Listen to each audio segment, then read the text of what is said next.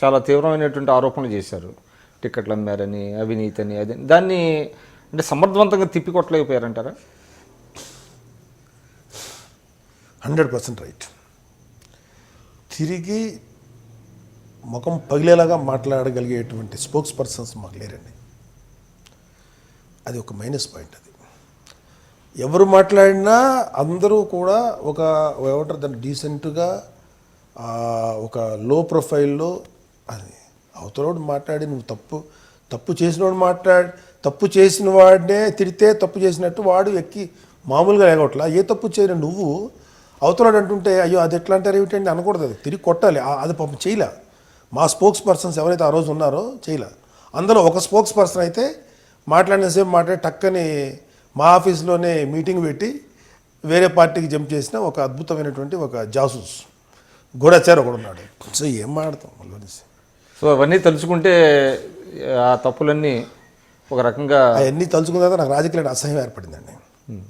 I started hating politics. అసహ్యం నాకు అందుకని రాజకీయాల గురించి ఏమైనా మాట్లాడుతున్నా, రాజకీయాల గురించి ఏమైనా చేస్తున్నా చిరాకు వచ్చేసి రాజకీయాల కింద దూరం ఉంటుంది. కాకపోతే అన్నయ్య గారుకి తమ్ముడుగా ఒక ఆయన తరఫున నేను ఉండాలి కాబట్టి, అన్నయ్య కోసం నేను ఉండాలి కాబట్టి, అదైతే నా లాయల్టీ టువర్డ్స్ మై అన్నయ్య ఇట్ నెవర్ చేంజ్. ఆయన కాంగ్రెస్లో విలీనం అయినప్పుడు కూడా మీరు సపోర్ట్ చేశారు. నాకు మా అన్నయ్య హ్యాపీగా ఉండాలి, మా అన్నయ్య మనశ్శాంతిగా ఉండాలని నా ఫస్ట్ టార్గెట్. అది ఏ నిర్ణయం తీసుకున్నా ఆయన నచ్చితే అది ఓకే. నాకున్న ఒకే ఒక ఇష్టం మా అన్నయ్య. సో మా అన్నయ్య సంతోషంగా ఉంటే నాకు మిగతాది.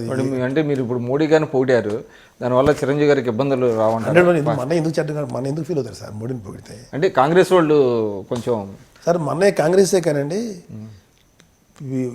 Is not a season politician. పక్కగా కాంగ్రెస్ అర్జెంటుగా మోడీని విమర్శించేద్దాం ఇలా మన పొలిటికల్కి ఏం చేద్దాం ఇప్పుడు లేదు, ఎప్పుడు లేదు. ఆయన బాగా యాక్టివ్గా ఉన్నప్పుడు కూడా పాలిటిక్స్లో అలాంటి పనులు ఎప్పుడు చేయలేదు. మంచి పని చేస్తే మెచ్చుకున్నాడు ఆయన. సో ఇవన్నీ అసలు కాంగ్రెస్ ఏంటంటే మిగతా అన్ని పార్టీలు కూడా ఒకడు ముందుకు ఒక స్టెప్ వేసాడు, ఒకడు అద్భుతంగా పరిపాలిస్తాడు, అది ఒక ఆలోచనతో వచ్చాడు. అది ఆలోచన రైటా రాగానే పక్కన పెడితే ముందు ఒక ఆలోచన అయితే చేశాడు. అది పాజిటివ్గా ఉండే విషయమే కదా. దాన్ని ఎందుకు స్వాధీనించలేకపోతున్నారు అనేది నాకు అర్థం కాదు. ఇప్పుడు కళ్యాణ్ బాబు గారు కొంచెం బీజేపీకి దూరం అవటం కరెక్ట్ కదంటారా? కళ్యాణ్ బాబు బీజేపీ తోటి వాడు స్పెషల్ స్టేటస్ మీద ఈజ్ ఫైటింగ్.